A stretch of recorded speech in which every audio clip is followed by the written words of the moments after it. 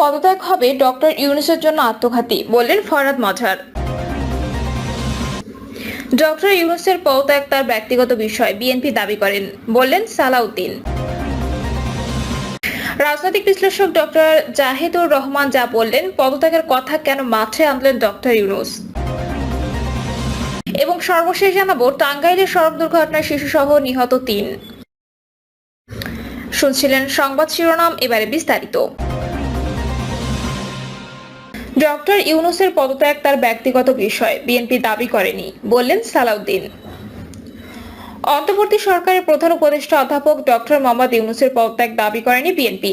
এটি তার ব্যক্তিগত বিষয় বলে মন্তব্য করেছেন দলটির স্থায়ী কমিটির সদস্য সালাউদ্দিন আহমেদ। সালাউদ্দিন বলেন, ডক্টর ইউনূস পদত্যাগ করতে চাওয়াটা তার ব্যক্তিগত বিষয়, তবে বিএনপি তার পদত্যাগ দাবি করেনি। বিএনপির স্থায়ী কমিটির এই সদস্য বলেন, নির্বাচনী রোডম্যাপ ঘোষণা করার পরিবর্তে যদি তিনি পদত্যাগ করতে চান বা দায়িত্ব ছেড়ে দিতে চান, সেটি তার ব্যক্তিগত বিষয় হতে পারে। আমরা প্রধান পদত্যাগ দাবি করিনি। আর একান্ত যদি উনি ব্যক্তিগতভাবে দায়িত্ব পালনে অপারগ হন, তাহলে রাষ্ট্র তো বসে থাকবে না, রাষ্ট্র একটা বিকল্প ব্যবস্থা খুঁজে নেবে। এই পৃথিবীতে কেউ অপরিহার্য নয়। সালাউদ্দিন বলেন, কিন্তু আমরা আশা করব তিনি একজন বিশ্ববরেণ্য ব্যক্তিত্ব, তিনি বিষয়টি অনুধাবন করবেন। যাদের আকাঙ্ক্ষা অনুযায়ী ডিসেম্বরের মধ্যে নির্বাচন অনুষ্ঠানের জন্য একটি নির্বাচনী রোডম্যাপ ঘোষণা করবেন। রাজনৈতিক বিশ্লেষক ডক্টর জাহিদুর রহমান যা বললেন, পদত্যাগের কথা কেন মাঠে আনলেন ডক্টর ইউনূস। 24-এর গণঅভ্যুত্থানে ফ্যাসিস্ট হাসিনা নারকীয় হত্যাযোগ্য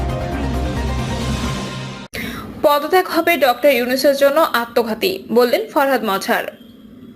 কবি ও চিন্তক ফরহাদ মজহার বলেছেন, প্রধান উপদেষ্টা ডক্টর মোহাম্মদ ইউনূস পদত্যাগের ইচ্ছা প্রকাশ করে ভুল করেছেন।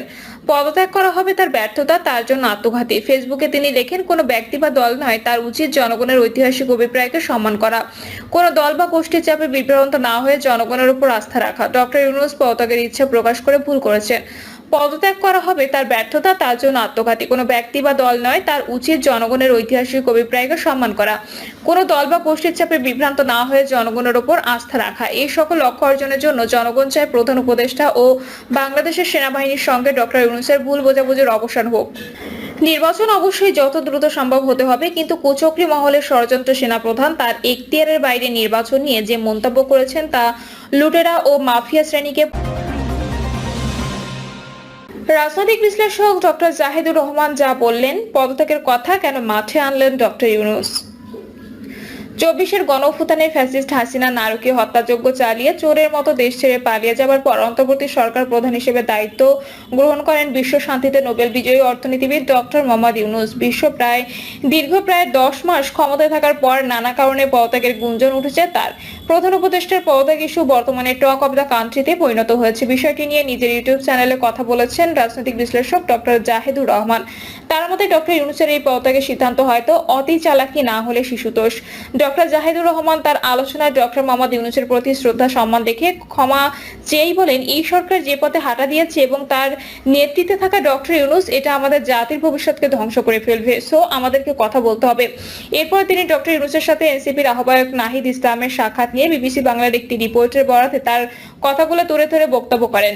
নাহিদ ইসলামের সাথে তার পদত্যাগের কথাটি বলার কারণ হলো, তিনি নিজেও চেয়েছেন কথাগুলো মাঠে যাক। তার ভাষ্যে জনাব নাহিদ ইসলাম একান্তে যে বৈঠক হবে, সে বৈঠকের খবর জানানোর কোনো কারণ ছিল না। উনি জানিয়েছেন, মানে ডক্টর ইউনূস তাকে ডেকে খবরটা মাঠে দিয়েছেন। এদিকে বিবিসি বাংলার দেওয়া সেই সাক্ষাৎকারে নাহিদ ইসলাম জানিয়েছেন, ডক্টর মোহাম্মদ ইউনূস পদত্যাগের বিষয়টি নিয়ে ভাবছেন। ডক্টর জাহিদুর রহমানের মতে, উনি নাহিদ ইসলামকে না ডেকে সবগুলো দলকে ডাকতে পারতেন। তার ভাষ্যে এই মুহূর্তে সব দলকে ডাকলে সবচেয়ে ভালো হতো। এই রাজনৈতিক বিশ্লেষক মনে করেন, এই মুহূর্তে ডক্টর ইউনূসের পদত্যাগ মানে দেশের জন্য ভালো কিছু হবে না। তার ভাষ্য মতে, তিনি যদি এখন পদত্যাগ করে বসেন, এটা আমাদের দেশের জন্য ভালো কিছু হবে না, খুব খারাপ হবে। উনি জনাব নাহিদ ইসলামের মাধ্যমে এটা বাজারে ছাড়লেন, ছেড়ে এটা করলেন সো দ্যাট উনি যা যা চান চোখ বন্ধ করে সবাই সবকিছু মেনে নেয়। সরি, ডক্টর ইউনূস ডিজাস্টার্স সিদ্ধান্ত নিয়েছেন একটার পর একটা।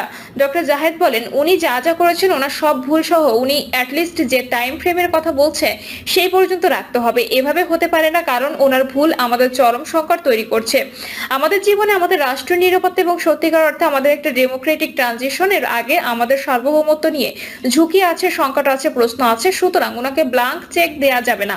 কিন্তু এই পদত্যাগের ব্যাপারটা বলে উনি এই ব্লাঙ্ক চেকটা সাইজেন, সম্ভবত এটা অতি চালাকি যদি এটা সত্য হয়ে হয়ে থাকে। এর পাশাপাশি ডক্টর মোহাম্মদ ইউনূসের পদত্যাগের বিষয়টি নিয়ে আরেকটি অপশনের কথা তুলে ধরেন এই রাজনৈতিক বিশ্লেষক। তার মতে আরেকটা অপশন হচ্ছে তিনি সত্যি বিরক্ত এবং তিনি সত্যি চলে যেতে চান।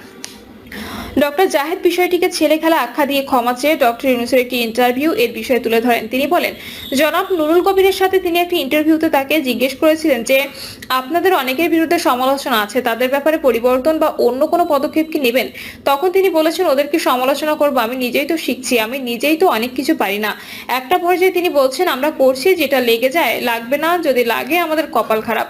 উনি আমাদের কপাল খারাপ শব্দটা ব্যবহার করেছেন একটা দেশকে নিয়ে একটা মানুষের কত ছেলে খেলার টেন্ডেন্সি এই ভাষ্যগুলো থেকে বোঝা যায়। আমরা তার সরলভাবে এই কথাগুলো বলাকে প্রশংসা করি, কিন্তু তার ভেতর তো এই জিনিসটা আছে। ওনার হঠাৎ করে ইচ্ছে হলো, আমরা ছোটবেলায় বলতাম না খেলবো না, উনি এখন রিজাইন করে চলে যাবেন, যেহেতু উনি যেটা যেটা করতে চেয়েছিলেন পারেননি। ডক্টর জাহেদ এর সময় আরো বলেন, আমি কাগজে কলমে ধরে নিই যে ন্যূনতম সংস্কারও যদি না হয়, তার কি এখন চলে যাওয়া দেশের এই টার্ময়েলের টাইমে কোনোভাবে উচিত? এরপর তিনি একটি জাহাজের উদাহরণ টেনে নিয়ে আসেন এবং বলেন, একজন ক্যাপ্টেন কি তার জাহাজ ফেলে চলে যেতে পারে? আমরা টাইটানিক সিনেমাটা যখন প্রথম দেখি তখন ওই সিনেমা সূত্রে আমরা জানতে পেরেছি, সেটা হলো জাহাজের captain is the last person. জাহাজ যখন ডুবতে থাকে সবাই চলে যাওয়া সম্ভব হলে তিনি যাবেন। আর আমাদের এমন একজন ক্যাপ্টেন আছেন, উনি জাহাজকে ঝড়ের মধ্যে ফেলে দিয়ে চলে যেতে চান। ওনার তো পৃথিবী আছে, সারা পৃথিবী বসে আছে ওনাকে রেসপেক্ট করার জন্য। উনি আমাদেরকে উদ্ধার করতে এসেছিলেন। এখন আর ভালো লাগছে না, কারণ উনি যা যা করতে চেয়েছেন, যেভাবে করতে চেয়েছেন সেভাবে উনি পারছেন না বলে চলে যাচ্ছেন। ডক্টর মোহাম্মদ ইউনূসকে বাংলাদেশের জন্য বটবৃক্ষ উল্লেখ করে ডক্টর জাহিদুর রহমান বলেন, উনি একটা বিরাট বটবৃক্ষের মতো ছায়া, আমাদের অনেক ঝুঁকি থেকে উনি বাঁচিয়ে দিতে পারেন। এছাড়া প্রধান উপদেষ্টা নাহিদ ইসলামকে ডেকে পরস্পরের মধ্যে সংঘাতের বীজ রোপণ করেছেন বলেও তিনি মনে করেন। ডক্টর ইউনূসকে অন্তত নির্বাচন পর্যন্ত থেকে নির্বাচন দিয়ে তারপর সরে যাওয়া উচিত বলে মনে করেন এই বিশ্লেষক।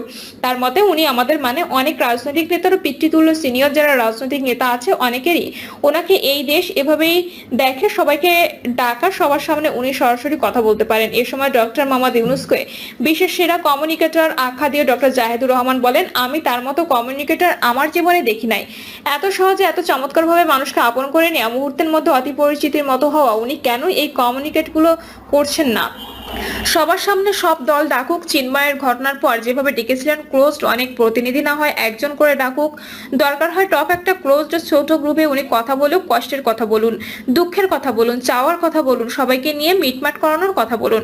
ডক্টর জাহেদের মতে এই জাহাজ যদি ডুবে উনি সহ ডুববেন, ওনাকে সহ ডুবতে হবে। তবে আমি বিশ্বাস করি উনি এই জাহাজের ক্যাপ্টেন্সি যদি ধরে রাখেন, আমরা অন্তত মোটামুটি একটা জায়গায় যেতে পারবো, জাহাজটা অন্তত ডুববে না। ডক্টর ইউনূস কোনোভাবে পদত্যাগ করতে পারেন না, এটা অন্যায় হবে, অনৈতিক হবে, ভীষণ অনৈতিক হবে। প্রিয় দর্শক, এই ছিল এখনকার সর্বশেষ সংবাদ। আপডেট সব সংবাদ পেতে চ্যানেলটি সাবস্ক্রাইব করে বেল আইকনটি ক্লিক করে রাখুন।